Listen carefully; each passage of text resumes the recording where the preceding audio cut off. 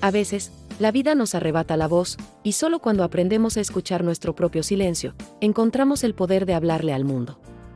Mi nombre es Maya Angelou, y esta es la historia de cómo una niña rota por el dolor se transformó en una mujer que aprendió a volar con palabras. No fue fácil. No hubo milagros. Solo el eco de mi propio miedo, y una fuerza que se negaba a morir. Capítulo 1. La niña que aprendió a ser invisible. Nací el 4 de abril de 1928 en St. Louis, Missouri, con el nombre de Marguerite Annie Johnson. Mis primeros recuerdos son los de una infancia dividida entre la inocencia y la dureza del mundo. Mis padres se separaron cuando yo era apenas una niña, y junto a mi hermano Bailey, fuimos enviados a vivir con mi abuela en Stamps, Arkansas. Allí, la vida era sencilla, pero también estaba teñida del color del racismo.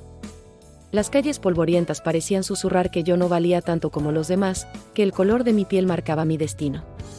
Pero mi abuela, una mujer fuerte, con el espíritu indomable de las raíces africanas, me enseñó algo distinto, que la dignidad no se negocia. Recuerdo verla atender su tienda, con una calma majestuosa, sin bajar la mirada ante nadie. Ella era mi primer ejemplo de poder. Y aunque era pequeña, comprendí algo: si no podía cambiar el mundo a mi alrededor, al menos podía decidir no dejar que me destruyera. Capítulo 2. ¿El silencio que lo cambió todo? Tenía 7 años cuando mi vida se quebró. Fui víctima de un abuso atroz, un acto que me robó la infancia y me dejó marcada por el miedo. El hombre que lo hizo fue asesinado poco después de que yo hablara. Y entonces, me invadió una culpa imposible. Creí que mi voz tenía el poder de matar. Creí que al hablar, había destruido una vida. Así que decidí callar. Durante casi 5 años, el mundo no escuchó un solo sonido de mis labios. Mi silencio era mi prisión y mi refugio. Pero en ese silencio, algo crecía. Empecé a observar, a escuchar los murmullos de la gente, el crujido de las hojas, las historias que flotaban en el aire. Y en ese profundo silencio, descubrí el poder de las palabras. Porque aunque no hablaba, las palabras seguían viviendo dentro de mí. Se movían como ríos que buscaban salida. Y un día, supe que si sobrevivía, sería gracias a ellas. Capítulo 3. El despertar de una voz. Fue Mrs. Flowers, una mujer elegante, culta, y de una dulzura infinita, quien encendió la chispa de mi renacer. Ella me regaló libros, me leyó poesía, y me mostró que las palabras podían ser música. Recuerdo el día que me dijo: Maya, las palabras viven más allá del papel. Debes decirlas, para darles vida. Y entonces, lentamente, comencé a hablar otra vez. Mis primeras palabras fueron temblorosas, pero estaban llenas de poder. Era como si abriera una compuerta que había estado conteniendo un océano. Leer se volvió mi refugio. Escribir, mi salvación. Y mi voz, aquella que una vez temí, comenzó a ser mi arma más fuerte. Capítulo 4. Un mundo que no quería escuchar. Años más tarde, ya adolescente, tuve que enfrentar otro tipo de lucha. El mundo seguía siendo hostil para una mujer negra que soñaba con ser libre.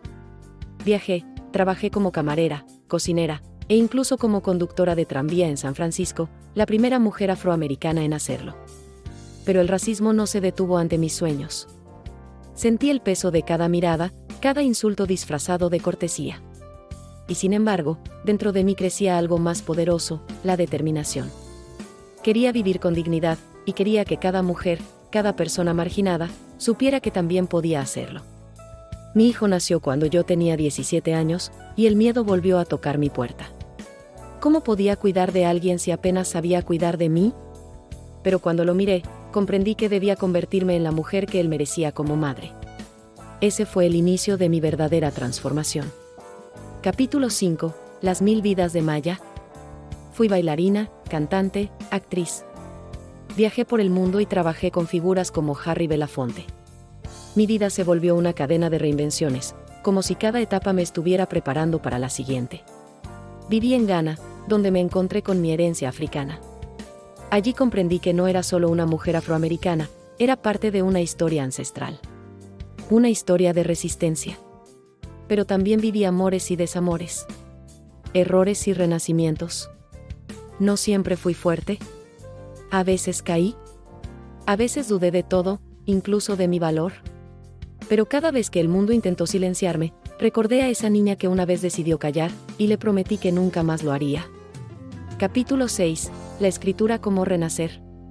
En 1969, publiqué mi primera autobiografía. ¿Y Know Why the Kite Bird Sings? Sé por qué canta el pájaro enjaulado. Era mi historia, desnuda, sin adornos. Había decidido contar lo que muchas mujeres temían contar, el dolor, la humillación, la lucha por recuperar la voz. El libro fue un éxito inmediato, pero más allá de la fama, fue mi liberación. Había convertido mi herida en arte. Había transformado mi silencio en canto. Y cada página era un recordatorio de que el alma humana puede romperse y aún así seguir cantando. Capítulo 7. La mujer que habló al mundo. Mi voz comenzó a resonar más allá de los libros. Fui poeta, activista, defensora de los derechos civiles. Trabajé junto a Martin Luther King Jr. y Malcolm X, aprendí que la justicia no era un sueño lejano, sino una lucha diaria. Y cuando Bill Clinton me pidió recitar un poema en su inauguración presidencial en 1993, me di cuenta de algo que me estremeció. La niña que una vez había creído que su voz podía matar, ahora hablaba para sanar a millones. En ese momento, no era solo Maya Angelou. Era todas las mujeres que alguna vez fueron silenciadas. Era todos los niños que habían sentido miedo. Era la voz de los que nunca fueron escuchados.